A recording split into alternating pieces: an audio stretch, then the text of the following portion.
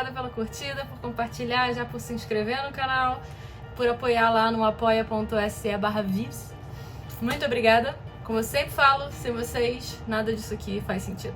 Vamos ao capítulo 6 do livro Zen, Arte da Escrita, de Ray Bradbury. Apenas este lado de Bizâncio, o vinho da alegria, um ensaio de 1974. Talvez o meu ensaio favorito até agora, que é mais a minha cara, sabe? É mais emocionante, dramático, tem peso familiar, tem relato. Eu gosto assim. Obrigada, Ray, por compartilhar esse pedação de você aqui pra gente. Vamos ao capítulo.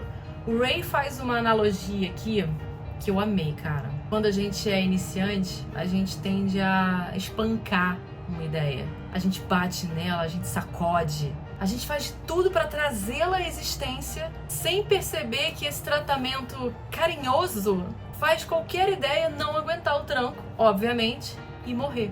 Relacionamento abusivo e tóxico com a ideia, cara. Abusivo não, criminoso. Não adianta espancar uma ideia até a morte se ela não estiver fluindo. E eu não sei por que diabos eu pensei num conto agora de uma velhinha cega tentando atravessar a rua. Ignora, isso acontece muito. Pensar em ideias toscas, não eu pensar em velhinhas cegas atravessando a rua. Ok. Só pra vocês terem uma ideia, um parênteses aqui. Eu tô lendo o livro As Vinhas da Ira, né? Cada capítulo que eu termino me dá uma ideia. É surreal, cara. Às vezes eu quero ler em paz e eu não consigo. Que eu fico entre parar de ler e escrever a ideia, ou ir até o fim, porque afinal eu tô empolgada pra continuar lendo. Tô gostando da história. Mas aí, nesse caso, eu corro o risco de perder o rumo da ideia e se eu não anoto, ferrou, cara. Eu perco de vez. Dilema do escritor, gente, eu sei. Voltando na questão de espancar a ideia. De manhã, quando você acordar, escreva uma série de palavras que surgir à cabeça e depois gere personagens para avaliar essas ideias, essas palavras, para ver se elas estão fazendo sentido. Vou dar um exemplo aqui de uma das palavras que eu fiz na minha lista que foi o caminhoneiro. A ideia, obviamente, surgiu do segundo capítulo do As Vinhas da Ira e me deu vontade de escrever um conto sobre um caminhoneiro que dá carona para uma pessoa aleatória. Tava num posto de gasolina. E aí eles dialogam durante a viagem. E na hora do passageiro descer, acontece uma coisa que eu não vou falar o quê, porque é spoiler, mas que a atitude tem a ver com o resultado da conversa, porque o passageiro queria provar um ponto pro caminhoneiro. E aí ele faz uma coisa e esse é o punch da história. Não vão roubar essa ideia, gente. Eu tô pra escrever esse conto a qualquer momento. A ideia já tá aqui. Se alguém escrever antes de mim, I will hunt you down and kill you. Enfim, eu rabisquei e foi o personagem que me disse a ideia no final das contas. Ele que me disse o que ele ia fazer no final. Eu nem sinto que a ideia é minha. Foi total do personagem. Nesse caso, eu acho que a relação foi saudável. Ninguém bateu em ninguém. O personagem veio com o final, eu vim com o início. Acho justo. Ela fluiu.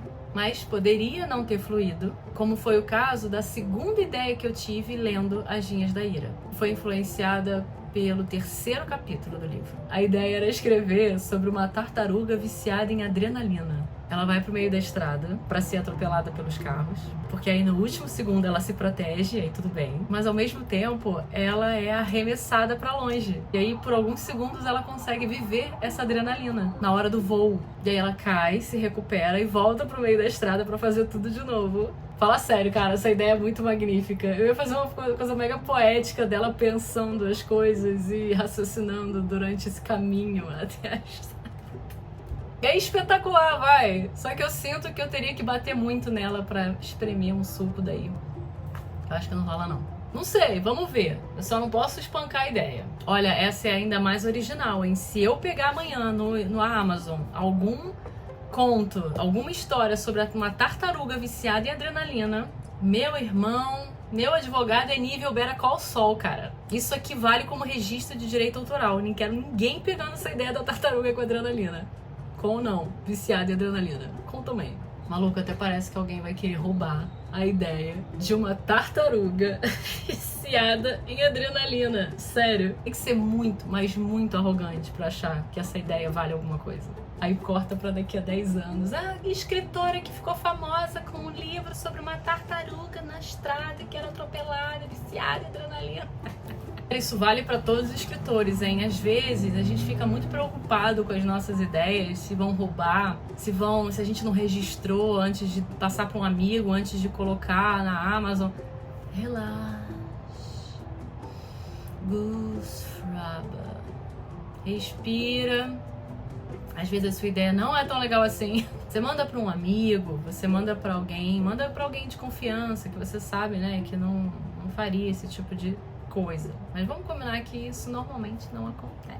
Voltando mais uma vez. Nossa, hoje eu tô terrível com as divagações, hein? Eu super me identifico com o Ray quando ele diz que tropeça na criatividade como se fosse uma criança aprendendo a andar e a ver. Faz mais sentido se você é o tipo do escritor que escreve aquela história sem ver muito adiante, sabe? O tipo de escrita que você só consegue ver até o sinal, ou semáforo pra galera que não é do Rio. O Neil Gaiman fala sobre isso no curso dele do Masterclass, que ele escreve como se ele estivesse dirigindo numa estrada à noite, com neblina, tudo em volta. E aí quando você tá dirigindo, você só consegue ver até certo ponto. Além desse ponto, ainda tudo breu ou neblina. E você precisa seguir avançando pra desbloquear cada vez mais história pra frente. Eu sou bem parecida com o Neil Gaiman, tá, gente? Eu não tenho tanto essa cri-cri com o outline inteiro do livro antes de eu sequer começar a escrever. Não faço isso, já fiz. Não gostei da experiência. Eu sinto até que eu perco um pouco o tesão da história quando eu já sei os pontos todos principais. Eu preciso um pouco também me permitir que eu descubra sobre a história enquanto eu estou escrevendo. Isso sou eu. Não significa que todo mundo tem esse perfil. Para vocês verem como esse ensaio é mais emocional, o Ray usa um poema dele nesse ensaio para mostrar como os seus verões de infância foram importantes para o desencadeamento das palavras e das listas e das ideias que vieram com essas lembranças. Ele fala do avô e quando eles soltavam balões juntos, da presença dele no seu presente, mesmo enquanto uma memória. Pensando, gente, que para preservar uma vida, basta poder pensar e se lembrar dessa pessoa. Ele me fez lembrar da minha avó, quando eu deitava na cama com ela já não podia andar, então ela tinha que ficar ali, coitada, contida. E às vezes eu ficava lá um tempinho jogando o jogo Resta 1 e comendo mingau de aveia com canela. Esse jogo, gente, Resta 1, eu era criança, tinha 7 ou 8 anos, eu amava esse jogo. Eu adorava a ideia de ficar colhendo as peças, sabe? Eu ficava dizendo que eram corações que eu pegava pra mim. Coração ou algo do tipo. Tipo a quantidade de amigos que eu pegava pra mim, que eu tinha, que eu fazia, né? Ai, que fofinha. Fofinha ou muito psicopata, né? Minha avó, gente, morreu quando eu tinha 8 anos. Ela hoje só existe na minha memória, na memória da minha mãe, do meu irmão e dos amigos dela que ainda estão aqui. O ponto aqui do Ray é o quanto dela, da minha avó, sobreviveu. O quanto de história que ela tinha e pôde passar adiante. O quanto da minha mãe vai existir depois que ela se for. O quanto de mim as pessoas vão absorver para poder preservar a minha existência. E é preciso permitir isso em vida para que isso aconteça. E só dá para fazer isso, gente, contando histórias, compartilhando momentos, compartilhando visões de mundo.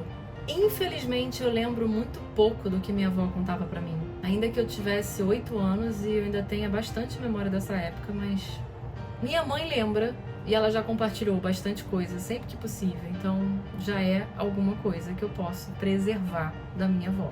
Esse ensaio, gente, me ajudou muito, muito a refletir aquilo que a gente salva na nossa nuvem, na nuvem da nossa mente, quando alguém especial diz alguma coisa pra nós. Não dá pra negligenciar isso, cara. Histórias são o nosso legado. É o que nos faz imortais. Não é o elixir da vida que o David Copperfield encontrou na ilha dele, na ilha de 40 milhões de dólares. Piada interna para quem tá acompanhando os vídeos aqui desde o início, senão tem que voltar para assistir tudo. Conclusão do ensaio, galera. Não batam nas ideias. Se não estiver fluindo, corte relações, se envolva com outra, se apaixone de novo. Não existe alma gêmea nem monogamia na literatura. Cabe todo mundo, o coração precisa ser grande, tá bom? Vamos abraçar mais o amor de várias ideias, o amor de várias histórias. Não existe só aquela única grande boa ideia, gente. Ideias estão aí, por toda parte. A gente só precisa ouvir mais. E não só ouvir, mas saber amar de verdade uma boa ideia. Essa fui eu, não foi o Ray Bradbury que falou não. Quero crédito. Beijo e até a próxima.